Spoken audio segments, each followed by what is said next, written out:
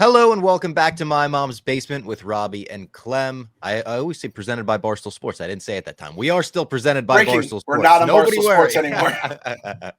I mixed it up with Robbie and Clem. We're back again for another nerd news edition of the show. Last week we talked San Diego Comic-Con. This week we have a plethora of nerd news items to discuss. Also, we'll discuss the bear at the end of the podcast. I figured we'll save that for the end so we can get into spoilers and whatnot. But Clem, how we doing? I would say it's a smorgasbord. Yeah, it's a bit of a smorgasbord. Yeah. Yeah. Well, I'm looking here. That's a Swedish. I never knew that was a Swedish word. I guess it makes sense here. Shout out to the Swedish chef. My in-laws are here. We got Swedes here, so it's perfect. And smorgasbord, they could have in-laws were Swedes. Yep, they could have made a more appetizing smorgasbord on Wikipedia. I will say that. But yeah, a little nerdy smorgasbord. The nerd smorgasbord though in the basement, it's like Cool Ranch Doritos, Nacho Doritos, probably multiple flavors of Doritos, yeah. right? Yeah, a lot of candy. My mom would make like one of her signature things now is to come to a party. She'll make like a candy themed charcuterie board. So it's all different kinds of like Christmas. She'll do red and green stuff. 4th of July, she'll do the red, white, and blue. It's pretty sweet. That's awesome. Pretty sweet. No pun intended. We get into some things here when we get really excited about a show like Breaking Bad or Game of Thrones. When it'd be like the penultimate or the finale, we do like milk of the poppy shakes, and you kind of you do regular foods and you rebrand them. Maybe have a little, make it look like a medieval place, or you have like crystal, look like the blue crystal meth. You take the rock. Yep. What is those called? Rock candy. Yeah. Nothing better than that. And then I feel like I think this is still the case. You would know you've been in nerdy basements more recently than I have as a kid. I feel like a lot of sour stuff in nerd basements. Oh yeah, yeah. You know what I tried for the first time last night? Sour Mike and Ike's. You ever have those? Yes. Oh yeah. Pretty fucking good. I am a big Mike and Ike fan. I do think they have a ceiling. I think they purposely withhold a lot of that flavor to keep you coming back for more. But yeah, I was like, all right, we can work with this sour candy. Have you had the sour gummy bears yet that I told you about at the movies? No, I haven't seen them, but I have been looking for them. Yes, the Haribo, it's the gold bag. I don't love regular gummy bears, but I'm telling you, man, those sour ones, it brings out it's like the perfect addition to that flavor they have. And somehow I feel like it's not as gummy because I don't like it's a little too chewy for me. Regular Haribo gummy bears. These are perfect. I said, if you let them like sit in a hot car for a couple hours, they get a little gooey. They don't melt together. It doesn't, but it like doesn't go in the teeth. And then if you freeze them, you go the other way. It kind of works too, man. So the sour Haribos are big in the Casa. I probably had them 3 times since I told you about them. Oh my God. I see them at the store. They're instant buy now. I can't believe it. Yeah. So little nerdy smorgasbord. Little nerdy smorgasbord today. I like this. And I will say, if you're watching on YouTube, it's going to be the last episode of My Mom's Basement where you ever see this background. I'm moving this weekend. Oh, you got a move coming up? Yeah, 2 days I'm moving. I'm back to the suburbs. I'm leaving Jersey City. It's served us well for a few years, but I wanted to get a little out in the suburbs, more room for Faith, more room for all of us, the whole fam. You want people to feel old as they listen to this podcast. Young, sweet Robert Fox has now reached suburban age. Doing that, I was suburban before I even started at Barstool. I was already old and washed. Our sweet little Robert. But you know what? Shout out Faith. She's going to have a lot more yard to run in, I'm sure. So yeah, we have like a park next to it. It's still an apartment. We're not getting a house or anything like that, but we got a park. It's going to be very nice. But maybe next week you might see like a blank background and be like, what the hell's going on? I'm moving. Give me a break. Also, check out the shirt. Metropolis good. Meteor shirt. That's love that. Right there. Superman's been crushing it in theaters still. Beat Jurassic Park domestically, which huge upset, I think. And Fantastic Four, unfortunately, had a huge drop off. I don't know what happened there. So I guess I was like, why haven't I read these tweets about Superman falling off like I did Fantastic Four? Because then you'd have obviously the haters of Superman who were, criticizing him from the jump. And it's because it just hasn't happened yet, huh? Yeah. I'm the sure Superman haters are actually like the monkeys typing in Lex Luthor's friggin' pocket universe. They're trying to find stuff to be to pick apart on there. So yeah, that's tough. Is that in the news? Fantastic Four stuff? Yeah, I just noted that the drop off is really harsh. I will say some of the tweets I saw were like they were saying it was misleading because opening day they said counted Thursday and Friday. So the next drop off was, of course, going to be a much lower number, but it's not great. Like, there's definitely, it's going to make money. I think it's going to make, like, it's not going to be a failure for Marvel. It didn't bomb or anything like that. But it's just, like Clemmer, who really follows this box office stuff, was saying there might just be a ceiling on Marvel stuff that isn't Spider-Man or the Avengers. X-Men coming up could, of course, break through if they nail that, but maybe the rest of Marvel has a ceiling now where people like us are always going to go see it, but are they getting the casual audience like they used to? I don't know. And I mean, that's no fault but their own, right? I think a lot of it's amazing it took this long, but when you had a pretty good movie, when it's all said and done, but a very popular franchise, I thought really good. I went and saw it again this weekend. You saw it again? Yeah. Nice. Yeah, it was good. I mean, we're going back to G words. I will not go back to G words. Listen to the review. You want to hear the thoughts. My thoughts haven't changed, but I also haven't seen it again. You know, you have all the criticisms that come out. It's like, I guess you could look at it that way, but then you can look at it like 10 other different ways. So they have a year to get Doomsday rolling. Yeah, and Spider-Man's first too. So I didn't realize that. I thought Avengers was the next movie we're getting. I'm forgetting that because there was like the delay or whatever. Brand New Day's first, and then Doomsday. So I think Brand New Day will be in May or next spring, summer, and then Doomsday's in December. So we got some time. It screws me up because I always I'll account for the Spider-Mans in that kind of stuff when I say it, but then I'll be like, oh, that's a Sony. But it's like, come on. That's MC. Yeah, if it was Sony, no one would want to see it. If it was just Sony by themselves, as evidenced by every single movie they basically put out other than Spider-Man. Quick basement keeping I've got for everybody this week. Check out the bracket this week. Me and Clem were on it. It's a super long episode. It's like a giant-sized annual type episode of the bracket. But we did just superheroes. Who's the best superhero? One side of the bracket was Marvel. One side of the bracket was DC. We whittled it down. It was a great crew. We had Goldfinger. We had Danny Conrad. We had T-Bob. Ken Jack, of course. It was really fun. So go check that out. Also check out my interview with Dirty Dominic Mysterio that released this week. People are seeming to enjoy that. And Tony Khan scheduled to come in tomorrow morning. So if you're listening to this and it's past Friday, maybe that is out already. So a bunch of wrestling stuff going on in the basement recently. I love it. Bunch of wrestling, whole bunch of wrestling. And as we'll get into, I've got a little hint of the bug right now. I know. Yeah. We could get right into that. That was like kind of the first thing I had on the topic list after the basement keeping stuff. You've been watching WWE Unreal, the new Netflix documentary, correct? Yeah. So obviously you had your stuff and I was listening to that and just getting all the clips as well. And a lot of interviews have been going around, a lot of quotes. I was like, I'm just gonna give this a shot because I've always, again, a diehard wrestling fan of the 80s. RP Hulk Hogan got me into it. Attitude Era brought me back, and then I dip out, and then I've tried to come back in like a couple times, and I'm just like, this just isn't for me. It's just not what I enjoy. I'm sure it's massive to a scale I can't even fathom. I have a 7-year-old that I've tried multiple times, despite my better judgment, because I know if this kid gets into wrestling, he's going to hurt me and himself and a lot of other people. But I watched it, and not only did I liked it, but the last episode I was watching, he goes, "Hey, can I watch this with you after I get my pajamas on?" And I'm like, he's good. The thing is, I don't want him to know this. I don't want him to see the behind the scenes stuff too, because I want it all to be real to him.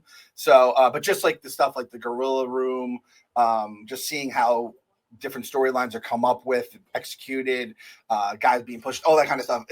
Nerd, huge nerd. I understand the diehard wrestling nerds who don't want that stuff exposed. At the same point, at some point, you just it's what it is. Once you had the dirt sheets, right? Is that what they're called? Yeah. Once the dirt sheets went live, and then all the wrestling websites were live, breaking all these blah blah blahs backstage. They're going to debut on Raw tonight. I think we could start being all right, now let's start embracing it more and more. And I'm telling you, this is. It's like the F1 was, the golf one was, where it gets a lot of new fans or even old fans, bring them back in. I'm saying, I feel like I'm watching a lot of my content is just people talking in front of a screen about the NFL and WWE. And this is how people are learning about sports or getting back into them. So I am hooked now. If you can, there's a sink being installed next to me right now. I was going to say, what's going on? Is that construction? There's a hardcore match going on to the right now. I bought myself a winged WWE title belt. I I just pulled the trigger. I Oh saw my it. God, you bought the replica? Yeah, now it was extreme. It was much cheaper than they used to be back in the day. So Yeah. it was like, I was like, oh man, these things came down. I was like, I kind of have to. Yeah, I mourned Hulk Hogan in my own special way because he was a very interesting individual. We'll say this was Yep. my way of buying something in honor of him. Was a belt that was associated with in my mind for years, but also other people, and it was something I've always wanted. I had like the little cheap $20 one years ago, and I'm like, we got to get the big boy now. So my brother's got that one as well. I'm actually like holding it for my brother. It's in my storage unit, but do you ever had put to it get on? that You know, one. just to Oh, like. of course. He also got the Ultimate Warrior IC strap, so it's got the yellow strap for the IC. Yeah, that was pretty He's dope. a big Warrior guy, you know. So that's the greatest. And I love I think it's episode 2 of Unreal. They give you a little bit of the history of the Winged Eagle, like Cody's talking about it when they bring it back for Saturday night's main event, where he's like, yeah, like fans basically give this thing the respect of like a legend. It's one of the most iconic designs of all time. It's my favorite title for sure, the Winged Eagle. And Grant, I know like everything you love as a kid, whether it's music or sports or in this case the belt, you think it's the best, but like that was the best the first moment I saw it, and nothing has come close since. And they've done cool stuff. They had the Stone Cold Skull. They had the spinning belt. The big gold belt is close, I think. Like the WCW. I never liked that. But I understand other people would love it. That's fine. Yeah. It's just that was the belt from day one to me, and it's never changed. So it's just getting better and better in my mind. The noises in the background are hysterical. It's amazing. I also need to hear how the Offspring concert was. You went to Offspring, Bethel Woods. First time at Woodstock. You sent me a picture. You got a button when you went in, like my first concert. There was a guy who had a sign that said "Ask a Hippie," and it was a hippie at Bethel Woods. This is where the first Woodstock took place, for people that don't know. And he just kind of made eye contact with my wife, and I was trying to run as fast as I could away from him because I know if you start talking to a hippie, you'll never stop talking to a hippie. He's going to try to sell you nitrous. Yes, exactly. And he was nice enough to give us a free pin that I think he was going to probably want money for. I'm like, I'm just not doing this right now. I don't have any money on me. I don't have any cash. And I just started just moving. But it was very nice. Got a cool pin. Has the peace sign on it. First concert at Bethel Woods. We showed up a little later because we had the kids. Plus, I just don't think I have a full concert in me these days. Yeah. The thing is, the openers were Jimmy Eat World, Newfound Glory, and then obviously the Offspring. Honestly, I thought Newfound Glory would be second on the billing. Is that crazy to think, Bob? You know this music a lot more than I do. It's not crazy to think, but like Jimmy Eat World is definitely the second bill. Yes. So turns out I completely missed Newfound Glory because they were first. I figured I'd get there for the end of Jimmy Eat World where I knew the songs at the end. Yeah. And the last two obviously were the two smashes. Sweetness, one of them, the middle, right? Back to back. Yes. And Sweetness that's the yeah. I don't know if this hits for you because I think you would have been a little young. There was like NHL 04, 05 or something like that. Yeah, that's the song, and that brought me right back to college when we used to play that game because I'd hear that every single time. So just that in itself was worth the price of admission. With the great seats, thanks to Game Time, great prices, great seats, and Offspring absolutely rocked. We had a tribute to Ozzy, which was great. We had obviously had all their old songs, their new songs. They ended with Self-Esteem. I was rocking out. I've realized my move at concerts now. I play the drums on the seats in front of me when they're not being sat in. Yeah. Or honestly, the last two concerts I've been to, like those seats have been open so I can just play without having to disturb anyone. So that was my move. I learned my move. And Offspring definitely approved. And I've heard great things from other people saying how good they got live. So it's not just me saying that bias. If you want to see Offspring, check out the Offspring. And I'm going to a concert on Game Time tonight. I'm bringing Mama Fox to the Doobie Brothers. I've been talking about it for months. This was a birthday present to Mama Fox. I can't wait. We're going to be at PNC Arts Center. And shout out to Game Time. Not just concerts you could get to with Game Time, because there's nothing like getting to a baseball game, especially last minute. Luckily for me, I always use Game Time, the official ticketing partner of Barstool Sports. Game Time makes getting tickets faster and easier. Prices on the app actually go down the closer it gets to showtime. And if you pull up Game Time right now, let's see what we got for this weekend's baseball games. I'll be honest, the New York teams, yikes, both of us right now. Jesus, it's not pretty. But if you want to go see Astros at Yankees Friday, tomorrow, $33 gets you into the building. It's an amazing price thanks to Game Time. You put those savings back in your pocket and spend them at the ballpark on a hot dog, a new hat, or some good old-fashioned Cracker Jack. What are you waiting for? Buy those tickets now with Game Time. Take the guesswork out of buying tickets with Game Time. Download the Game Time app, create an account, and use code MMB for $20 off your first purchase. Terms apply. Again, create an account and redeem code MMB for $20 off. Download the Game Time app today. What time is it? Game time. We Honestly, love Game Time. You know what we call the Astros in our Mets group text? What? The protectors of the realm. Oh, that's so lame. Whenever the Yankees look like they could win the World Series, the Astros almost always took them down. They also took down the Phillies for us in that one World Series. They lost to the Braves, which was a bummer. But it's like this team has always answered the bell. I'll tell you, first ballot Hall of Famer Altuve, throw Correa in there. I will put them all in the Hall of Fame. That scandal. What's wrong with a little, giving your teammate a heads up? What's wrong with that? Just a little signal stealing going on forever. The glazing is unreal.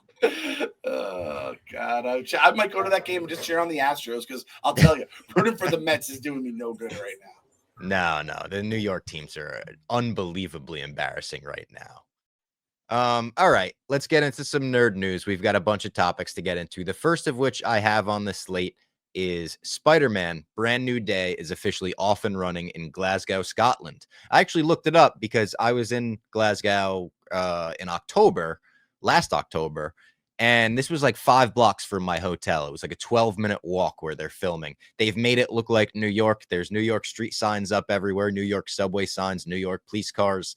The set photos look ridiculous. Like everyone's tweeting the same thing. Like it looks like Spider-Man's real. He's friggin' swinging from wires. There's explosions. He's taking pictures with kids. There's kids like dressed up as Spider-Man that Tom Holland's bringing over the barricade for selfies and whatnot. I think the suit, I gotta be honest, is the best Spider-Man suit we've ever seen in live action. We're seeing a lot of side-by-sides of this suit with the Toby suit, with the Andrew Garfield suit, and everyone's talking about it. This one is just so comic booky and bright. Like I was showing Lady Fox some pictures. She was like, it almost looks like he's superimposed in the image because the suit pops so much. It's so bright. And the details we have so far, we know the Hulk and Punisher are in it, of course. And the actors that play Scorpion in Homecoming at the end, that post-credit scene with Michael Keaton, and Ned, of course, will be back. So Scorpion's the only villain confirmed right now. Is that right? I think so. And there was rumors about Mr. Negative. Now they're saying Mr. Negative's not in it. The costume designer apparently put up like a Pinterest mood board where they put a bunch of samurai costumes. So people are saying, is it Silver Samurai or someone like that? We still don't really know. Okay. And then do we think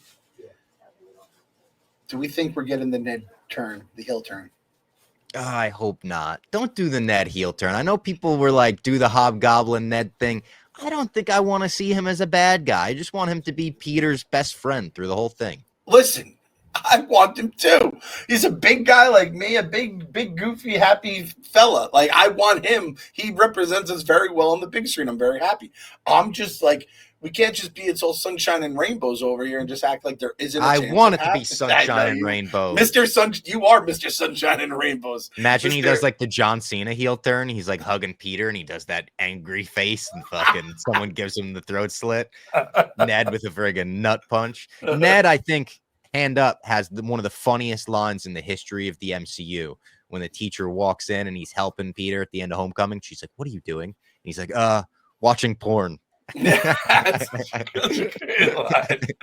love that kid. I love that character. I hope it's all good. And wait, so is Hulk confirmed for this? Confirmed, because the people saw Universal trucks on set, and apparently Hulk is still weirdly like owned by Universal and only allowed to appear in other things. It's so strange with the contracts, and it'll make your head turn into a friggin' spider web trying to think about it. But Hulk is confirmed. Mark Ruffalo, obviously, and people are saying it's a return to form for Hulk. So we think we're getting maybe Hulk is on a rampage in New York, and Spider-Man and Punisher have to shut it down somehow. People are saying the Punisher's getting a big upgrade, and there are comics where he gets like a War Machine suit. Is he getting that? Is he getting a mech suit of some sort? He is probably getting a tank because we see a tank on set. I don't know. This movie can really cook. Like, you're just putting all these guys, because you think of what the comic book could be and what it could be at its best. Again, we've said this forever. And again, listen to that bracket episode if you're a book lover, because there is some serious heavy duty nerd and comic love going on in there. And we said, like, Hulk is kind of, I never really like thought about it this way, but man, he is, obviously the movies have floundered, but even the characters kind of just hit this like brick wall. And now you have Red Hulks that are kind of just blah, it's like, what the heck was that? No offense, Harrison. I don't want to, I was gonna say, I don't want to upset Mr. Sunshine and Rainbows over there right now, but we have to just call it like we see it on this podcast. And it's time to bring Banner and Hulk back. Yeah, I liked Smart Hulk. I definitely did, but we've seen enough of him. And like, listen, he peaked in Endgame, right? Or of course, but that was 6 years ago, guys, and it'll be 7 by the time this movie comes out. So they need to hit it right. Punisher delivers as well. Are you watching? Are you clicking on everything that it's a potential spoiler? Because I'm not. I'm avoiding it. I got to be honest, I sort of am. Like, and I'm not, I haven't seen anything like spoilers, this, that, the next thing. But like, if they're shooting it on the street in Glasgow, I'm assuming it's not a huge spoiler. And they've also extended the shoot 11 days. They're spending 11 more days in Scotland than they originally had scheduled. Goochman texted me, Kenjack, and Jeff and was like, do you think they just realized how amazing everything looks? And they're like, fuck it, we'll shoot the whole thing here. Like, I don't know, but it looks great. Everything looks great. Do you like the suit as well? Yeah, the suit, when I saw it, I was like, oh man, is it gonna be like, I don't know the suits and the whole lore and all that. I don't get into that as much as other people do. And when people said there was a new one, it was crazy. I was like, I'm about to, is the red blue and the blue's red now? Like, what are we dealing with here? Are we getting the symbiote? And it's basically the suit from the end of No Way Home when he swings over Rockefeller Center. Like, it's basically the exact same suit with raised webbing. I'm convinced, and I'm this is gonna be my conspiracy theory, is like they leaked that early, so if people really hated it, they could just be like, and that suit gets ripped off him in the first battle, and he has a new suit that everyone will love. Sony doesn't think that far ahead, though. Maybe Feige brought a whiteboard in and put that on the whiteboard, but I know for a fact Sony's not thinking levels like that. It also is funny that we went from the end of that movie being like, all right, now we're getting street level, grounded, real gritty, dark Spider-Man, and we're already talking about Punisher in a mech suit with the Hulk, which is, it's a little out there. But at the same time, there are rumors that like the movie's going to start really lighthearted and then quickly become like dark, which I'm there for. Whenever you start talking about making Spider-Man dark or something like that, my mind as a Star Wars fan goes, oh, you're going to Empire it. And I love that. I absolutely love that. Oh, and speaking of Empire, Dana Beers will be on next week. He's also going through a move right now. He had a big drinking stream last night. He said he's just all scrambled. His car's full of spiders. We'll talk to him about the spiders and Mandalorian or something. But next week we will have him on to talk Star Wars. I don't think I could do the Dana impersonation voice. I'll try to get a little Boston in there. Bob, I'm just bundled right now. I can hear him saying and that wasn't it. He did say before the stream, like, yeah, let's do next week. But I'm sure that didn't help. Your brain isn't right when you're in moving state. Dana's brain, some people would say, is never in the right state of mind when he's saying two moods instead of two suns. But then you add in the moving, then you add in the booze stream. Let's let the boy come in fresh and post Empire. I mean, I hope he gets Empire banged out. Hopefully post Empire, yeah.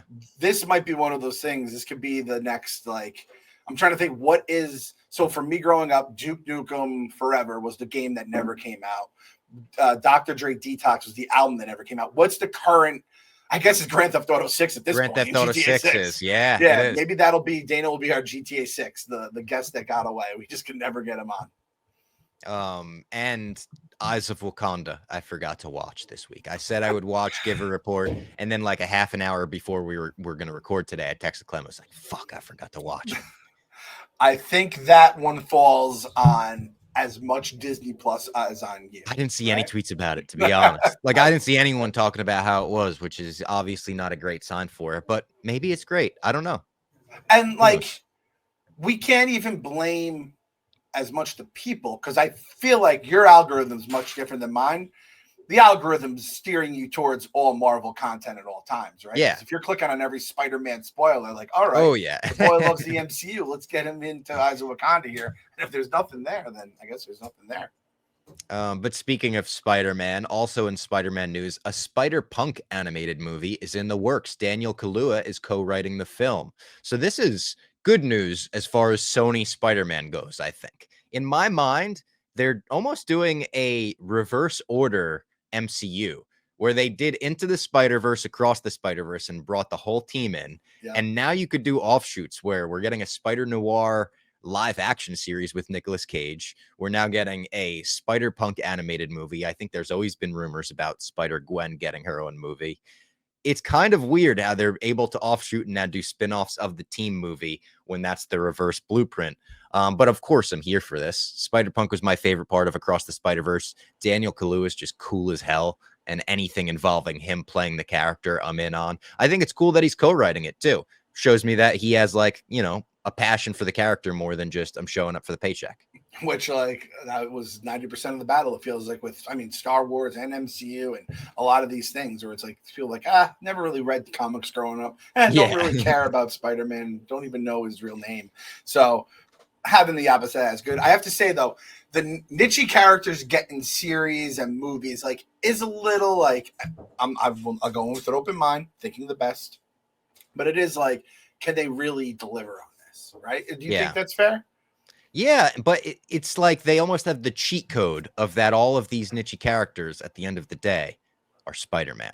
That is, you know what I mean? Like it's a total cheat code. It's not like, oh, they're doing something brilliant here. Like they figured out the equation, but it's like, I don't know. I have a problem. I think one of the comics on that shelf is a Spider-Punk comic that Jose recommended to me. It's like a Battle for DC comic. It was really cool. And there were different versions of a lot of the different characters. There was a Hulk in it that was like Punk Hulk. I think his name was Robbie, actually. He had tattoos and shit, a mohawk, I think. So, like, you can do something interesting with that. You know, a crazy punk soundtrack, a bunch of Ramones and like Clash and old school punk, new school punk, even new animation style. Maybe you lean into that ripped paper stuff he had in Across the Spider-Verse and push it forward in that way. I think it could be cool. Again, it's Sony. It's Sony's animated department, which we trust way more than their live action department, but it's still Sony. So who knows if this even happens? I hope it does, personally. Yeah, I feel like the Spider-Verse stuff is like all hands on deck and we're going to swing for the fences and whoever's in charge of it. It's just if it goes down a level or the people who are in charge of it aren't there, but they're like executive producers, like you just worry about how things break down. Like you said, you do have Spider-Man as the main guy at the end of the day, but it's going to be much different. And like the punk stuff is cool as a little sprinkling here or there to get eating a whole meal of it might be a lot, but I'm again hoping for the best. But I will say, like, in their defense, that Spider-Man animated show, what was it called again? Your Friendly Neighborhood Spider-Man. Yes, that I loved, and that was a little bit of a different twist. However, that's very grounded in the typical Peter Parker, even with a couple little things changed in the lore. Again, you're going from that to this English, this bloke who, it is a much bigger change. And if you're not into that stuff as much, I'll tell you, no matter what, I mean, Sunshine and Rainbows was going to think it was Sunshine and Rainbows anyway. And you love the pun scene. You're going to love that whole musical side of things. The general public, though, I'll be interested to see how that goes. And if it's like, oh, but don't worry, Sony got this. Like, they can just go. So yeah, I like when I open, hoping don't let it hurt. Kind of go to the doctor and getting one of those little, pinches for the blood. We got Star Wars news. Right after we put out last week's episode, they announced Star Wars A New Hope will be re-released in theaters in 2027 for the 50th anniversary. They have yet to say which version of Star Wars A New Hope will be re-released in theaters. Is it the current Disney Plus McClunky version? Is it the Blu-ray version? Is it the Laserdisc version? Is it the theatrical version? I don't know. Part of me wants to think it's the theatrical, and that's why they test screened it or whatever recently. But it's going to be a big year for Star Wars. Starfighter comes out that year. Star Wars Celebration Anaheim is that year. And A New Hope will be re-released. I think it's the end of April, and then it'll stay released for May the 4th. All right, breaking news on the podcast. It's the theatrical version. They're not doing all this for just some random version here, right? They're going to do it the right way. It better be. It better be. Like, why not? Now's the time. It's 50 years. Come on. George Lucas is opening up his friggin' museum. It looks great. He's happy with that. Put out the regular one. I know it's not his friggin' vision or whatever. I want to see the regular one on the big screen. Now, yeah, God, it's crazy. Like, our boy Dana Beers, what did he watched it with Had Jabba in clunky. it. Yeah, had Jabba in it. Is this coming out? No, it won't be the same. Is it the same time as Celebration? Around the same time, I think. Yeah. Could this potentially be the Disney Boys' next venture? So I don't know if it will be the next venture. Me and Jeff were talking about this. We have been talking about like the bachelor party. Now me and Jeff are both engaged. It could be like a joint bachelor party in Disney, where at least I'm getting married in 2026. So if we're doing a bachelor party, I said to Jeff, maybe the bachelor party is the next one. And then this is our Return of the Jedi. And we close the trilogy with not Disney boys, but Star Wars Celebration boys. And that's when Dave could finally do the full dress up, all of us in costume cosplay. I mean, that could be a hell of a way to close the trilogy. I thought you were going to say Disney men. That's when we became Disney men. Everyone's married, and we've upgraded to the next level. We've gone through the whole progression. As basically, that's Disney men. All black. Yeah, exactly. Yeah. Where is Celebration in 26? Anaheim. So we could also pair double with Anaheim Disneyland if we wanted to. No. Oh, there's not 26. I'm sorry. They're skipping 26. They're doing it in 27. So no 26.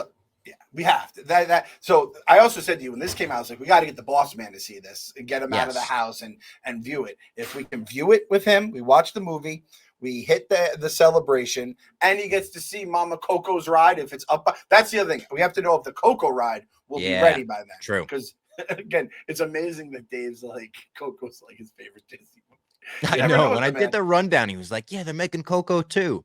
In my head, I was like, are they making? I'm sure they are eventually. And I looked it up and they're like, yeah, it might come out in 2029. I was like, all right, someone's got to temper his expectations for when he's getting Coco too. I mean, Mama Coco's gone. Spoiler alert, right? It just feels kind of weird. I don't know. Disney, they'll make sequels out of anything these days. So I don't know. Oh, yeah. And it'll make $1 billion like that. Speaking of Star Wars Starfighter, this is very interesting news to me. Matt Smith has been cast as the villain of Star Wars Starfighter. We know this is the one starring Ryan Gosling. Mia Goth is going to be in it in theaters May 2027. So at the end of that month where we're getting A New Hope, we're getting a new Star Wars movie as well. Matt Smith was cast in The Rise of Skywalker, allegedly on set, filmed scenes as this villain who many people speculated was a rejuvenated version of the Emperor. Apparently, this is all rumors. There was a cut of that movie where when he sucks the life force out of Kylo and Rey and he's trying to get their force dyad, he's like rejuvenated into a younger version of himself, played by Matt Smith, and they had a lightsaber fight or something like that. He was cut entirely from The Rise of Skywalker. There's reports even denying that he was in it. Justin Kroll, who we trust entirely, is like, no, he was in that fucking movie. So I trust him. This is a full circle thing now. He was a Star Wars villain. Maybe the Emperor in Rise of Skywalker never got to see the light of day. I would love to see that deleted footage if it exists out there, if it wasn't destroyed with a hammer. And now he gets to be the villain in Star Wars Starfighter. I mean, it's a great cast so far. Mia Goth, one of the like it girls of the moment in horror, especially. Ryan Gosling barely misses. And then Matt Smith, who we obviously know as Doctor Who, Daemon Targaryen. He was also at the very first Oasis show about 10 feet away from me. So big respect to Matt Smith on that. I love it. I love this casting. Matt Smith, who me and Nicky Hamilton have lived and died with that character, bro, riding in his gang. So at this point, with all this stuff coming out, they better make this movie. You can't be giving us all this stuff and then throw on the they strap better be making it. This one better be legit. I don't know. I didn't know about all that stuff with Rise of Skywalker. I also refuse to believe that the sequel trilogies have even happened, actually. So I've retconned them. So they're gone. So that means nothing to me. When I saw him coming as a villain, though, I said, works. There's certain guys who work, he works. And his face just like, no disrespect to Matt Smith. He is a villain face. I know he was Doctor Who and everyone loved him as Doctor Who and he's a good guy there. But when I look at that face, I'm like, oh yeah, he could play like a British villain in Star Wars. I thought the same thing. I was like, British villain face. He's got that jawline, a crazy jawline. I also got an unreal text from Nicky Smokes yesterday that I just wanted to bring up when I talked about Star Wars. He put up a very funny video of him in his friggin' Anakin costume around the office. I said it reminded me a lot of Undercover Boss Kylo Ren, and he hadn't seen that, so I sent it to him. We started texting, and he goes, by the way, I just found out the guy who played Qui-Gon is the Taken dude. I was like, the Taken dude? I said, the Taken dude? It's Liam Neeson, dude. And he goes, yeah, I know. I said, did you realize that he's also Ra's al Ghul in Batman? He goes, yeah, I did know that. He's a low-key legend. No low-key. High Liam Neeson. He's a high-key legend. High-key. He did correct himself after that. He was like, I'm sorry. He is high-key. Nicky Smokes, he said, I meant no disrespect by that. He could only name 3 or 4 actors. That's what he told me. And 2 of them are probably Natalie Portman and Hayden Christensen because this kid's obsessed with the prequels. Yeah. I mean, Nicky Smokes' obsession with Anakin, the prequels, all this. And honestly, it's like, the thing is, he didn't see these as a kid, so he likes them as an adult, which is a whole other thing. I'm not even going to go into it. I guess he did see him as a kid. I think he grew up with the prequels, and that is why his love of it is so extreme. I thought he got into all this later, kind of like Dana. No. Nicky Smokes is like one of one. He's just like an interesting brain. So people in the Chicago office are telling me he's walking around to them just being like, isn't it crazy that the villain in that story is the victim? And it's the friggin' he's talking about Anakin Skywalker. Many younglings died. The Liam Neeson stuff. Thing is, like, if you just don't know the name, I could see that. And like Liam is that dude, but if you're at least he didn't say the Naked Gun guy, even though I love Naked Gun. It's like at least he's a low-key legend. Low-key legend. Liam and then Neeson. I did, because I knew Nicky Smokes would appreciate this. I said, you should probably know he's also famous in Hollywood for having like a giant hog. And he said, nice. He's just like me. Low-key legend, Nicky Smokes right there. Our low-key legend. And then I thought this would be a good point to bring up a listener question we got from Frank. He said, who do we trust more right now? James Gunn with DC or Favreau and Filoni with Star Wars? And I had to think long and hard about this. It's a close question because we've gotten a lot of Favreau and Filoni in Star Wars so far. And Favreau, in my mind, has proved himself in animation and at this point, live action. It's tough, though, because James Gunn has proved himself in animation, in television, and in movies. And he's kind of nailed all 3. I like Creature Commandos way more than I thought I would. Obviously, live action movies and superheroes, he's always nailed. And Peacemaker, I even liked way more than I thought I would. I like John Cena a lot. Love John Cena in comedies. Love James Gunn stuff. But I never thought I would like Peacemaker as much as we did last season. So I think the answer is James Gunn for me. But I feel weird about that because obviously I lean Star Wars and everything. But I think right now, my answer would be James Gunn. Do you agree? So I was in the same boat. I was like, whoa. And then he just like the list, and it's just like Guardians and, the Creature Commando, Peacemaker, and it's just hitting you. It's like, he doesn't have like a miss where like, I'm sure these guys have had the misses for Star Wars at some point between the 2 of them. This is the only thing. This is why the only reason I'm going to not pick James Gunn is because it just feels off to me. And I think the only reason why, and this is not his fault, it's just the facts. He has a certain style that he has stayed in with all these projects where the other guys, I think, do branch off a little more. And I think at some point he's going to have to at some point he's just going to be the boss and just have other people do the stuff for him. Yeah. But we could have a whole DC universe of all James Gunn stuff with the quick jokes, the music, this, that. Yeah. But that's basically been all these to a different level. And they are different enough where you're not just like, this is just a different paint job on the same car every single time. But it's like, I do think they have more range. So because of that, I'm going to choose them, even though, like, honestly, I couldn't even like argue with you about that. It's like, yeah, sure. If you think that's the answer, that's the answer in terms of just numbers. It's like, and it's not to say it's not to say Favreau hasn't proved himself making movies. Obviously, that he has Iron Man and all that. But as far as Star Wars, we haven't seen a theatrical movie from them yet. And my answer could change in May if Mandalorian and Grogu is everything I want it to be. I could change on a dime like that. But right now, I'm leaning James Gunn, and I think Peacemaker Season 2 is going to be friggin' awesome. Are you calling Mando and Grogu, or excuse me, Mando and Baby Yo, are you calling that a legacy movie for Favreau? That is kind of is. Like, if he nails that, that is like, holy shit, this guy could do everything. Big old check mark next to that. That's a big box to put a check mark in. Because he already brought him into the Star Wars universe. That already is impressive. But then to say, all right, can we make the jump TV to movies, put it out in theaters and nail that? That would be really impressive in my mind. And then more James Gunn stuff. David Zaslav, they continue to tease this friggin' super family movie. We don't know what it is still. He says James Gunn will be writing and directing the next chapter in the super family. What does this mean? What's the movie called? We just need the title, and then everything will make sense. It'll lock into place. I don't know when we're even going to get it. Are we going to be hinted at something in Supergirl? Are we going to be told it before Supergirl? It seems like James Gunn might just hop on Threads any day now and tell us. Yeah. Everyone, how many Threads notifications does he have? Like it's Shams before an NBA trade deadline or something that is waiting for the actual announcement. I'm basically at the point where it's like, it's going to be different. It's not going to be a Batman movie. It's going to have the family. I'm fine with whatever. I'm not going to nerd out and lose sleep over this or pick the theories apart. It's coming. I again kind of have an idea what the format's going to be like, right? And it's probably going to be very good. So let it come. It's all going to be all right. And I'm sure this is on the list too.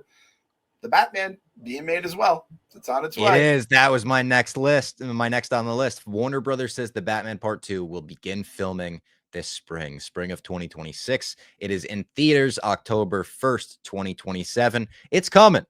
And I'll say this. One thing that made me a little nervous was someone asked James Gunn about the script when Matt Reeves finally turned it in. And James Gunn's answer, he was like, yeah, it's getting there. I was like, what the fuck? What do you mean it's getting there? I wanted him to be like, oh my God, wait till you hear what Matt Reeves cooked up. He did say, he's like, it's very good. It's close. We're getting there. I'm sure he's just like not trying to, have a quote that's going to be pulled. And he's talking about Matt Reeves' script being amazing while he's trying to promote Superman or whatever. But yeah, that just, it made me a little bit worried where I was like, oh no, what work has to be done? What has to be changed in the script that Matt Reeves thought was finished? I'm sure shit like that happens all the time, though. And I couldn't be more excited for the Batman Part 2. I'm really, really hoping this is really good because I think one has, again, I watched it after the Penguin and it got better in my mind. And I don't want that to be the bar I don't want that to be the high point of this franchise. Has he said how many he plans on doing? I don't think he has. I figure he's thinking at least 3. You're thinking 3, right? Yeah, you do a trilogy. That would be surprising. If it's less, I wouldn't be shocked. Thing is, though, and this is like, it's kind of the thing they have to fight against forever. The gold standard of the Batman movies was a sequel. It was the empire of that trilogy. And we have not mentioned it on the podcast, so I'm going to check this box up as well. I'm talking about The Dark Knight, folks. You ever hear that, Bob? You ever see that movie? I have heard of it. Yeah. Very good. Very good movie. Very good. Yeah. The fella who plays, what's the name of that? The Joker. Oh, yeah. Niche character. Yeah. James Gunn could bring in a niche one like him, maybe. Oh, God. And I do still want Pattinson to be separate. I know some people are like, man, the parallels with him and Corn Sweat would be amazing. I have seen some of the edits that are fucking sick. They have Corn Sweat rising from the ashes and they have him upside down with the flames. They're cool edits. I'm not going to lie. I want them to be separate. I want this universe to stay as gritty and grounded as it's been made out to be, not only in the 3 hours of the Batman, but the 8 hours of the Penguin. We have so much content in this world that if you just start throwing out, oh yeah, superheroes have existed for 300 years, I'm going to be like, then why'd they never get mentioned in any of that stuff? Yeah. No, it's fair. the fact like they're doing as good a job as they can putting everything together on the fly with stuff that was already made, right? And they ripped out and thrown a bunch of it away. I do think it could work. Like the more I'm thinking about it now, it could work. And you know more about this, but like I think of the different Batmans, the animated Batman, right? And how he was different than some of the stuff. And it's like I'm kind of excited to see what they could do. It is just like a little weird. It's definitely a lot weird. But if this second movie is good enough, it'll be worth the weirdness. So make it worth weirdness. Or Clayface, even. Like, what if Clayface is amazing and we get that thing that I've teased a couple times? I keep saying I want the Darth Vader hallway scene, but for Batman at the end of that movie. Like, Batman shows up and shuts that shit down. And it's, that bat signal at the end of the Penguin on steroids. Maybe you fucking put Alan Richardson in that bat suit. I have been sort of against that, though, because he's like 7 feet tall. And I'd be like, hey, Bruce Wayne looks a lot like the Batman. Bring back Affleck. I have to say, I hate to say it, but I have to say, again, didn't get into all those Snyder things, and I don't think I saw anything with Ben Affleck as Batman other than he was briefly in The Flash, right? Yeah. I liked him. Oh, he was great. To be honest, he was great. As Bruce Wayne, as Batman. Yeah, really he was good. Bruce. Really good as Bruce. Sucks. It's a lot of things suck. You should watch Batman v Superman. I'm not doing it. No, you have to watch Drawn Together. And by the way, I do. I'm putting this out to everyone. It's on Pluto TV, free app, free whatever. I don't know if you just search it on the Pluto. If you have it on your TV, you can download it, or I'd watch it on the computer. First episode is 20 minutes long, a couple commercial breaks in between, and I'm telling you, the first 4 minutes of the show instantly would cause an uproar. And I think there would even be a problem with the opening credits where someone would be like raise a stink, put a clip out on social, and they would be quote unquote canceled. So you guys got to watch it, because I am 4 minutes in and I was like, wow, that was even crazier than I remember. Because again, this was 2004, I think you said, and it was a different world we lived in back then. And then the only other news item I had on the list was Chris Hemsworth came out and said his recent statement about Thor was not a goodbye. Instead, that he's just starting a new chapter with the character. He said it definitely got misconstrued and perceived in a different way. Yeah, Chris Hemsworth, because out of nowhere, before Avengers Doomsday filming, you were like, I want to tell everyone what this last 15 years meant to me is Thor. And sus list. Absolute sus list. You have to also think Chris Hemsworth is just from a different world than this nerd world, right? Australia. So I will give him credit that he probably is like just being nice or sentimental or whatever, and he doesn't realize he has like millions of people. Now you should, at this point, like a decade later, realize everyone is hanging on every word. We're going to dissect that for 20 minutes on the podcast. Yeah. There's stuff you can say on social media, stuff you can't say on social media. Stuff you can say in an interview, as Don Cheadle knows, stuff you can't say in an interview, right? There's a lot of things. So I can't even put that. I don't think he's being cheeky. Do they say cheeky in Australia? I know they say it in Britain. I think so. It probably made its way over there. Yeah. I don't think he's being cheeky. I think he's just like, probably was like eating like a fresh mango on like the beach of Earth with like some beautiful woman, and was just like, I love this guy Thor. I just love what he's giving me as my life. It was a terrible Australian impersonation. It was almost walking. It was Thor. I love this guy Thor. It was an Australian walking. It was so bad. I wasn't even trying to. I apologize, guys. It's on me. He brought up Max Shrek for Thor. And then The Bear. So if you haven't watched this season of The Bear, now might be a good time to tune out if you care about spoilers or anything. Just general thoughts before we get into the spoilers. But again, we'll get into spoilers, so tune out now if you don't want that. Yeah. It's interesting because last season felt a little disjointed, right, until the end, and then they wrapped it up. And then we both said, like, looking back, it does make a lot of the prior stuff better, season 3. This season felt more connected, less disjointed, but it still kind of felt similar to last season structurally, where it was like we're repeating a lot of stuff just to get to the end. Like, it felt like the whole season, and my brother said the same thing when I talked to him, was constructed around let's get us to the conversation they have in the finale. Yeah. Yep. That's a great point, guys. I like that. I almost feel like they could have easily now fit season 3 and all of season 4. All the stuff that happened there they could have probably been here, and we could have had. I mean, maybe you had 2 episodes. I think everything like the Claire reunion stuff, yeah, and the Sydney making her decision stuff could have been 1 season. Yeah, and did she made the decision, but just like kind of happened. It wasn't really. It was like weird.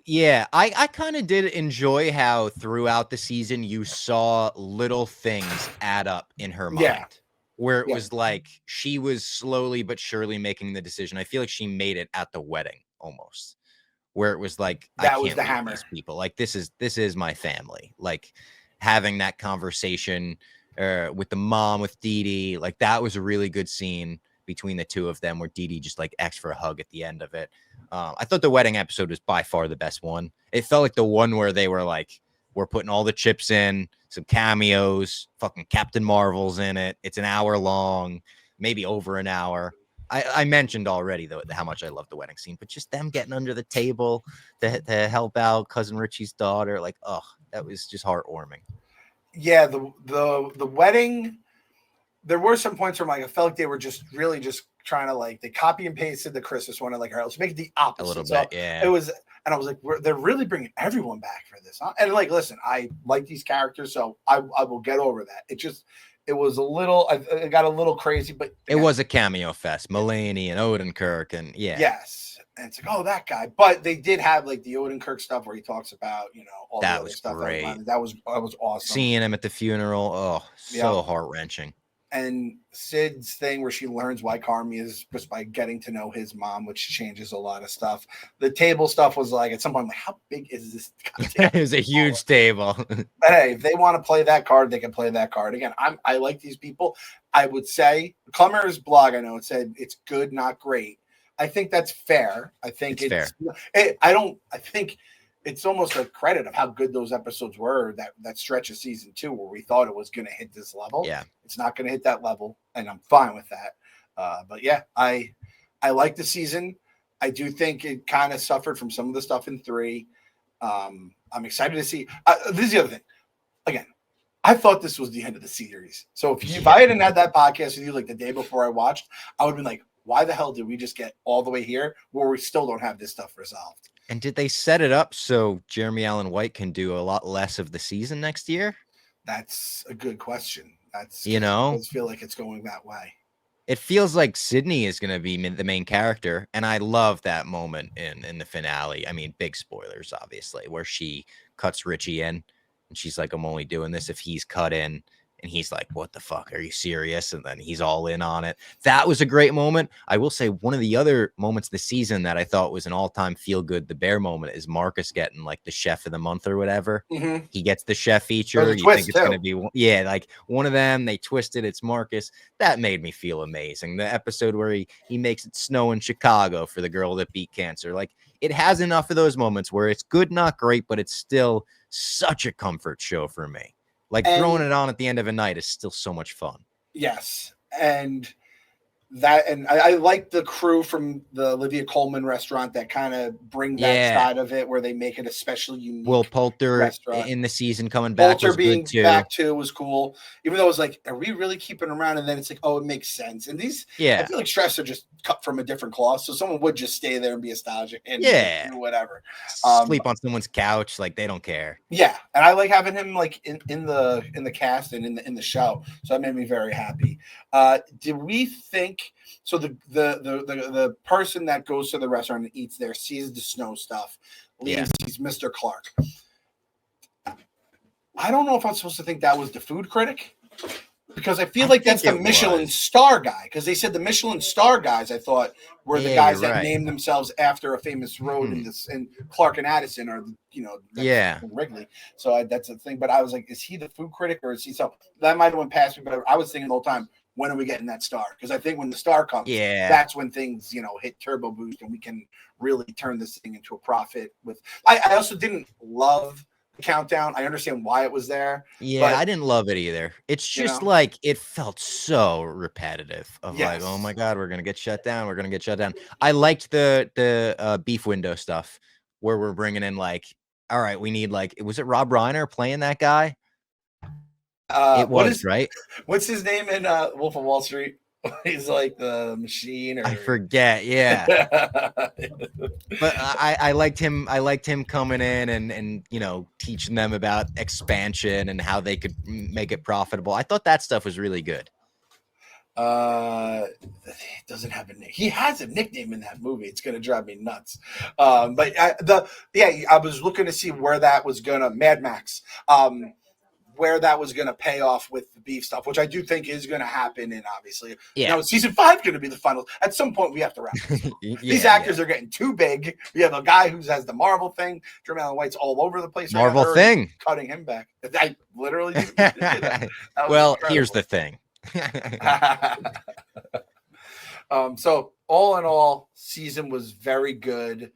And the finale, the acting in the finale, off the charts. That's scene in the snow when they're all in the back, it's like in wrestling where somehow these 4 guys all end up together and there just happens to be like a ladder over there and a table, and you're just like, oh man, the stars aligned. Show. And that's and it hit all bumped up. It hit so good. So like everyone, it was like they wrote that episode to be like, let's make sure everyone gets an Emmy this go around. Right? You want an Emmy? I'll write you a good monologue. You want an Emmy too? All right, all 3 of you, Emmys for the table.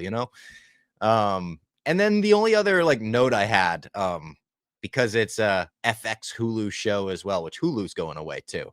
That they're all becoming Disney Plus content. WWE's going to ESPN for $30 a month. If you have ESPN, it's friggin' free. They're not putting that out. It's confusing. Bob, I just got Peacock for like $1 a month through some incredible deal. What am I losing the pay-per-views already? You're in 2026. You're losing.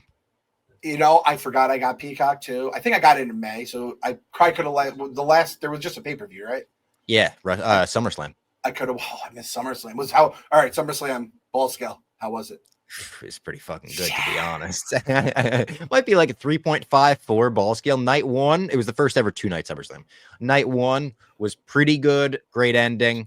Night 2 was pretty great throughout, and like an amazing, like one of Cena's best matches ever, which nobody saw coming. This heel run has been horrible and unreal. They say like we'd have to try really hard to fuck it up.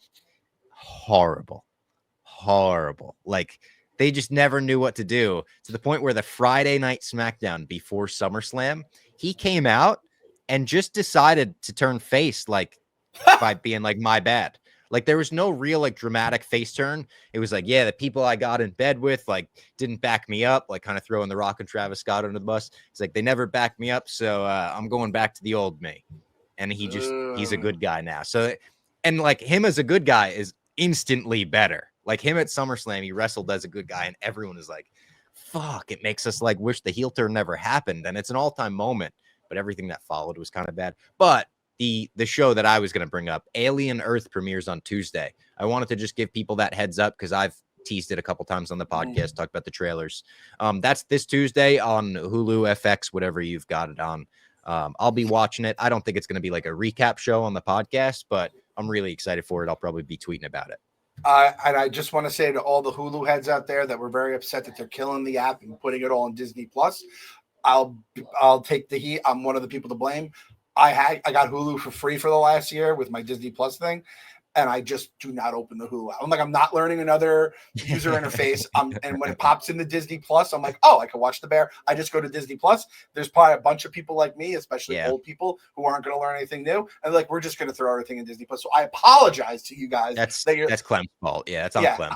There are a lot of people who are Hulu was my favorite way to get. I'm sorry, that's on me. It's all together on Disney Plus. It's not very good on Disney Plus. Trust me, I know. It's just together on Disney Plus for me. It is weird though that remember when Disney Plus launched, they were putting some shows on Hulu, some shows on Disney Plus, and they were like, we want to keep the adult stuff on Hulu, and they wouldn't let Hilary Duff do Lizzie McGuire because she wanted it to be like PG-13, and they were like, that we cannot allow anything like that, because she wanted to have, I think she wanted to say Lizzie McGuire like slept with men, and now we're gonna have Alien fucking destroying carcasses on Disney Plus, and Family Guy's gonna be on there. Like, it's gonna be a lot of raunchy stuff on Disney Plus. Parents, if you have kids, make sure to set them up on kids on Disney Plus if you don't want them just stumbling into, hey, you liked E.T., come watch Alien. Yeah.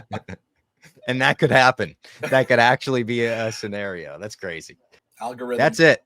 Algorithm based. Yeah. So that was a good smorgasbord. We Good dabbled in a bunch of smorgasbord. Yeah, stuff. we had to stretch it with a little bit of bear talk and we threw in some WWE talk this round. It wasn't as much nerd news as we normally have, but we're on the heels of Peacemaker. Things are coming up. Since we're in like the after show-ish part of this, I'm not going to go long here, but I just my brain's tingling. I have one episode of Unreal left. I'm hooked. It's got again. So I woke up at like 2 a.m. last night. Could not sleep. You know what I did to fall asleep? Actually, You watched Unreal? I did not watch Unreal because I don't want to fall asleep during it. That's my biggest thing. I actually threw on YouTube. This is what got me into it. I forgot. And there was a 3-minute clip of Kevin Nash on Stone Cold's podcast a few years ago when he knew that WCW was going to lose to WWE. And I watched WrestleMania 14. I fell asleep to WrestleMania 14, which got me back into it. And man, those were. Do you remember we did like a live watch of WrestleMania 14 during the pandemic? That's right. Oh my God, I forgot about that. And you, me, I think Riggs. Yeah, Riggs was in it. He's a diehard wrestling guy. Nate.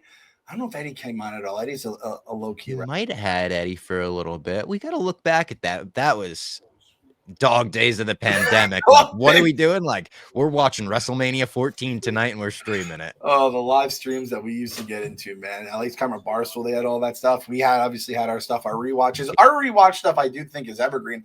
I've had people say that they love like going back to that stuff. So I wonder if it still holds. Some commentaries we did. You could sync up with the movie. We did Batman and Batman Returns. You could sync those up. Die Hard, we right? did Endgame, 3-hour commentary. Yeah, a bunch of commentaries. So go check them out. And if you're at the Doobie Brothers tonight at PNC Art Center, say what's up to me and Mama Fox. And if you guys want to wash your hands, got a brand new sink down here for you. Heard it being constructed this whole time, so you guys are along for the ride as well. All right, we'll talk to you next week. Hashtag